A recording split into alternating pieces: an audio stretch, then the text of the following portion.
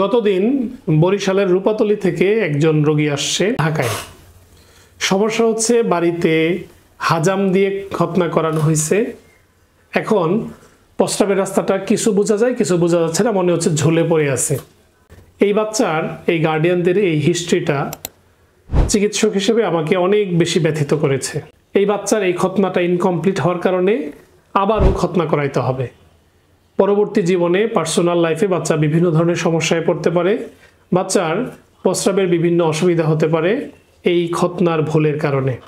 একটি ভুল সারা জীবনের যেন কান্না না হয়, আপনার সন্তানকে অবশ্যই খতনা করাবেন স্কিল্ড সার্জনের উপস্থিতিতে।